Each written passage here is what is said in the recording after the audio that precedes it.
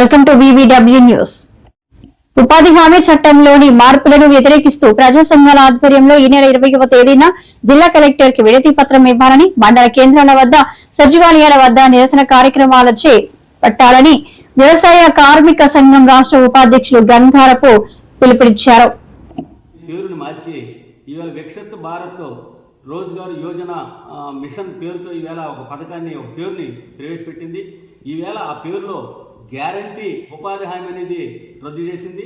అలాగే ఈవేళ ఉపాధి హామీ చట్టాన్ని పూర్తిగా తుంగలో తొక్కే విధంగా చట్టంలో అనేక మార్పులు చేసింది. ఇప్పటికే భారతదేశంలో ఉన్నటువంటి ఉపాధి కూలీలకి 100 రోజుల పని సక్రమంగా అమలు చేయడం లేదు సరే కదా. ఇప్పుడు ఉన్నటువంటి పనిని 125 రోజులు పెంచినట్లు కూడా ప్రజలను మభ్య పెడుతున్నటువంటి పరిస్థితి ఉంది. ఈ ఉపాధి హామీ చట్టాన్ని నిర్వీర్యం చేసి ఉపాధికి భవిష్యత్తులో కూలీలు లేకుండా చేసే ప్రయత్నం చేస్తుంది.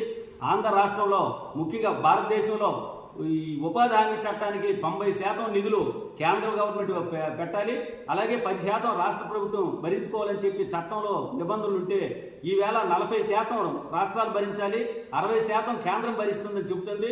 ఈవేళ రాష్ట్రం, ముఖ్యంగా తెలంగాణ, ఆంధ్ర పరిస్థితి మరీ దారుణంగా ఉంది. 40% నిధులు రాష్ట్రం భరించి ఉపాధి జరపాలనుకుంటే అది జరిగే పని కాదు. ఇప్పటికే కేంద్రమే ఈ ఉపాధి హామీ నిధులు మొత్తం భరిస్తుంటే 6 నెలల కాలం పాటు ఉపాధి వేతనాల బకాయిల్లో ఉన్నాయి.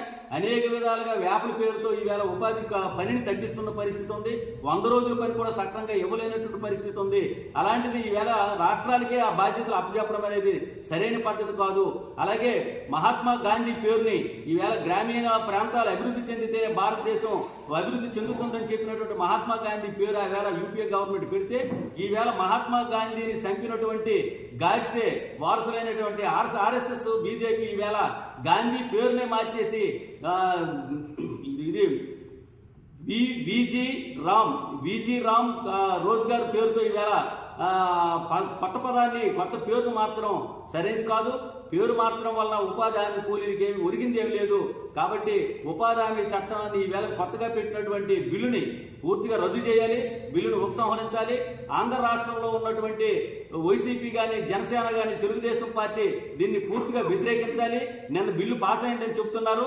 మరి ఈ ప్రభుత్వాలు ఏం చేస్తున్నాయి? నిజంగా వీళ్ళు కూలీల పక్షాన ఉంటారా, బీజేపీ పక్షాన ఉంటారా తేల్చుకోవాల్సిన అవసరం ఉంది. ఉపాధి కూలీలకి అన్యాయం జరుగుతుంది.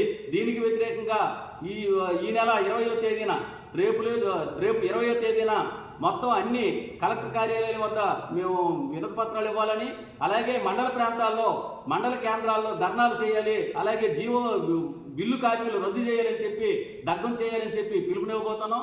ఈ కార్యక్రమం ఉపాధి కూలీలు, అలాగే అనేక మంది మేధావులు, పెద్దలు దీని మీద ఆలోచన చేసి ఈ ఉద్యమానికి పూర్తి సహాయ సహకారాలు అందించాలని చెప్పి మేము ప్రజలకు విజ్ఞప్తి చేస్తున్నాం. బీజేపీ చేస్తున్న ఈ కుట్రని ప్రజలందరూ ముక్త కంఠంతో ఖండించాలని చెప్పి మేము పిలుపునిస్తున్నాం. ఈవేళ రైతు సంఘం, CITU, కౌలు రైతు సంఘం, ఆంధ్రప్రదేశ్ వ్యవసాయ కార్మిక సంఘం ఆధ్వర్యంలో రాష్ట్ర వ్యాప్తంగా ఈ పిలుపులు ఇవ్వబోతున్నాం. 20వ తేదీన రాష్ట్ర వ్యాప్తంగా కార్యక్రమాలు జరుగుతున్నాయి. రేపు కలెక్టర్ గారికి వినతి పత్రం ఇస్తే ఇదంతా ప్రజలు గమనించి ఈ ఉద్యమాలని బలపరచాలని మేము కోరుకుంటూ సెలవు తీసుకుంటాం. నా పేరు గంగరాపు సింహాచలం, ఆంధ్రప్రదేశ్ వ్యవసాయ కార్మిక సంఘం రాష్ట్ర ఉపాధ్యక్షుడు.